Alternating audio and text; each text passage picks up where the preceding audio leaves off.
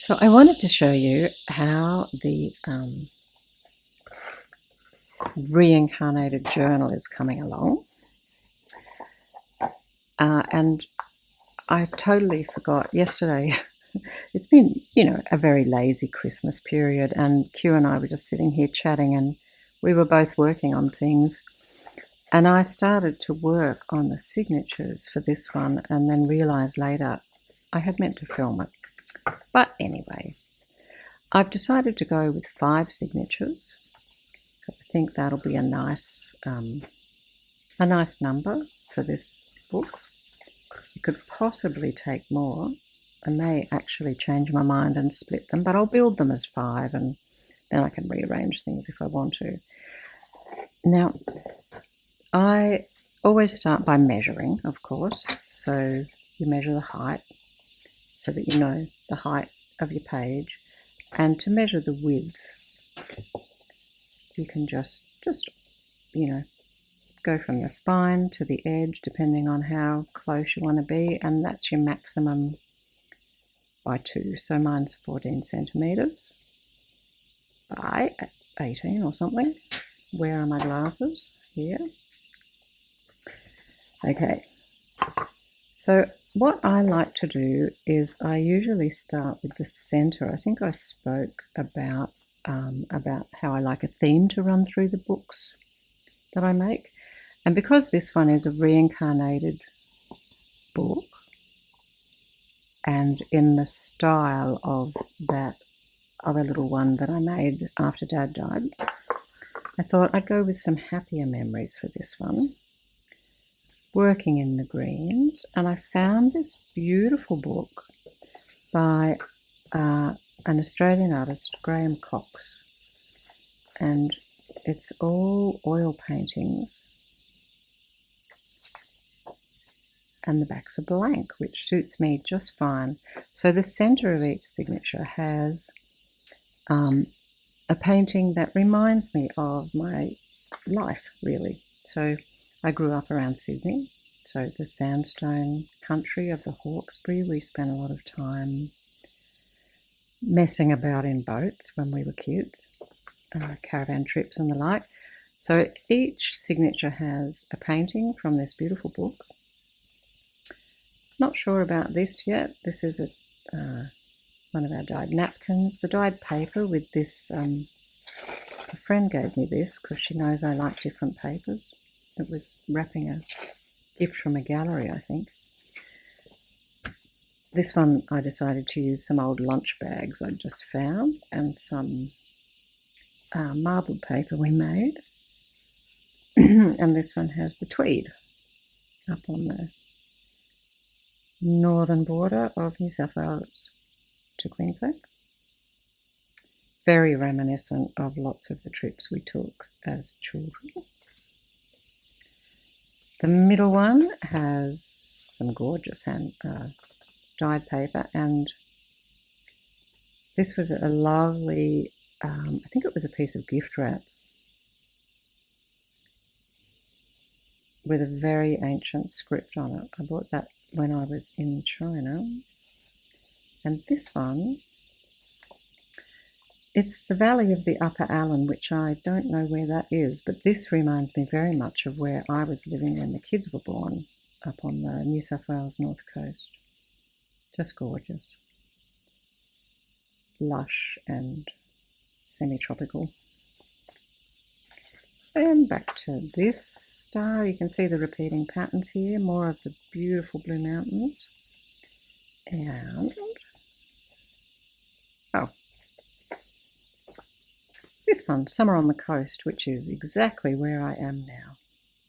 I mean, I don't know where this particular shot is, but, I could be looking out across the bush to this scene.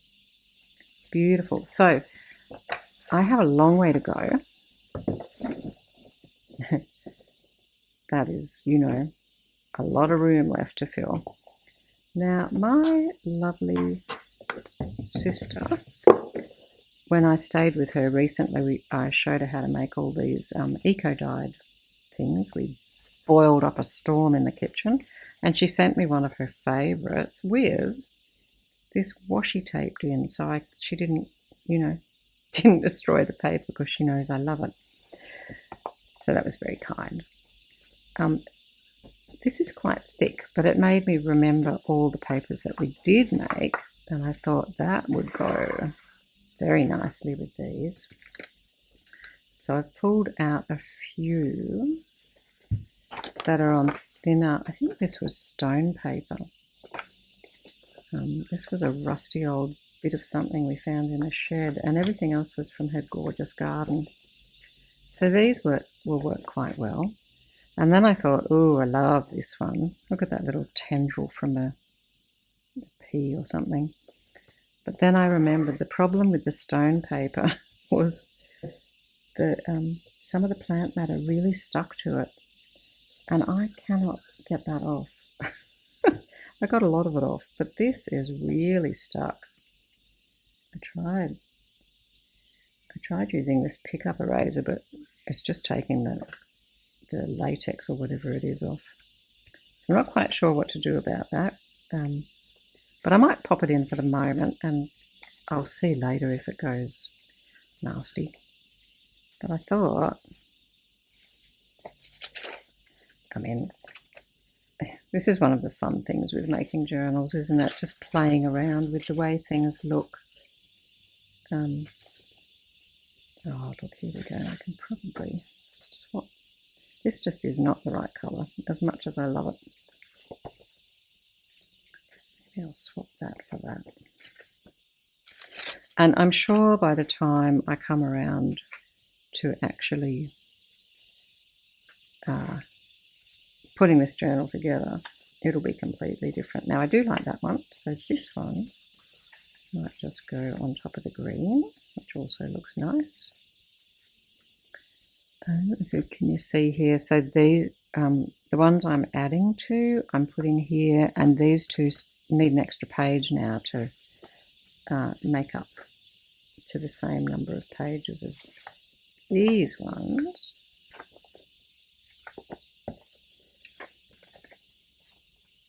Oh, I love the way they all go together nicely. Okay, so now I need to find something to put in these two signatures. But I like to end up with an even number of papers in each. I just went through my scraps and found some music paper, some lovely old foxed aged end paper. I've got enough of each of those to do a whole other page. Oh, look, there's two, but they're blue and red lined. I don't really like that with those, but I do like this.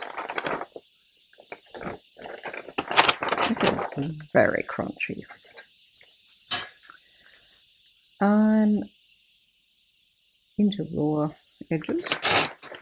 Oh, look at that. And that's going to tear nicely. And I can easily check the width. Oh, look at that. Perfect. This one is going to work just fine. That probably won't end up there, but it might. Anyway, they're there. And I only needed two, and look at that. Now these are all, oh, I love it when that happens. It's like it was made for it. So now they're all even again. And now I might go to these papers. I mean, the sensible thing to do really would be to just keep out one of these. Oh no, where it went back. And use this to measure. So if I wanted it to be the full measurement, I could use a whole one of these and turn this up to be a pocket and just tear this off or keep that as a flap. But if I want to be, I love these papers, but I think rather than rather than make more scraps with them, I might do them in half, like this. And so now I can actually, I might put this one like that. And then I'll be able to add something here when I come around to putting that on there. You can have another something or other. For example, I could put this little doovalaki. I wanted to keep the kookaburras.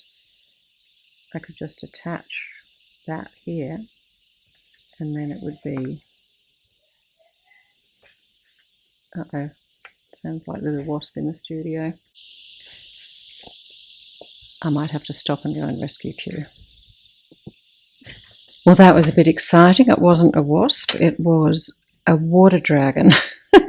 They love hanging around the pool, and Q was down there working at the torch with the doors open, and it just strolled straight in, and she was yelling at it to get out, and of course it's a great big lizard, so it just stood there looking at her going like, what?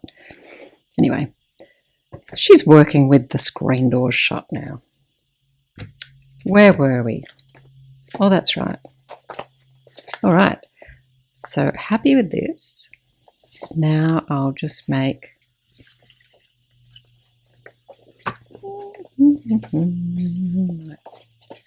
do it a bit differently. So yes, this is much more sensible. Have a piece the right size for your book, and then you can just prep all of these pages at once and put them in later. That makes, I don't know. It's not like I haven't already made about 50 journals. But remembering, not my strong point.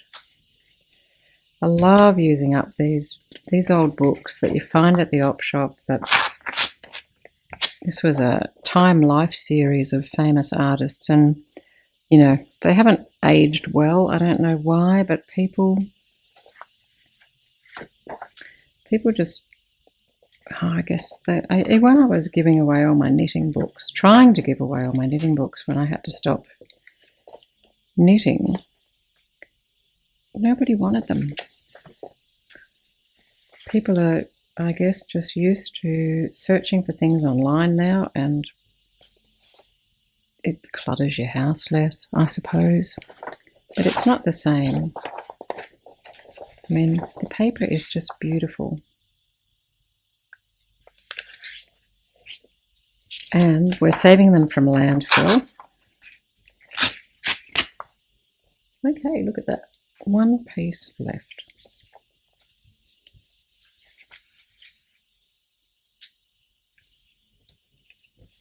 Alrighty, there's another page done. Now with the music paper, I'll do the same thing. I don't like to use this as my, as my fold, because if you were to use that as your fold, you'd have to reinforce it, which, you can. But honestly, why bother? Now, if I want to get 5 out of this, it is quite large, I might just do shorter pieces.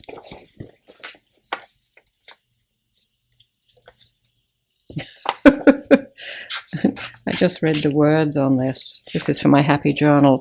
Oh, woe is you, your anguish sink.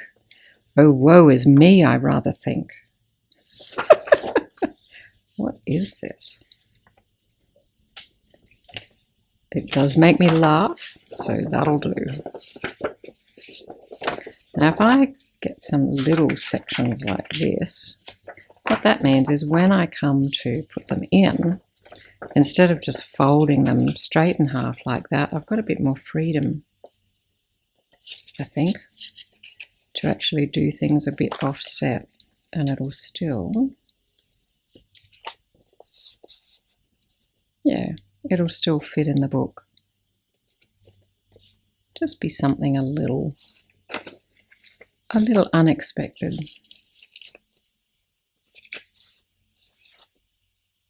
Cool. Okay, I'm going to keep prepping pages, and I will come back at a later date when I'm sorting them into their final design, and I'll show you how I put in the hidden spine and finish this off. Enjoy whatever it is that you're making during this holiday season. Creating something is always the best way for staying sane for me. See you later. Bye.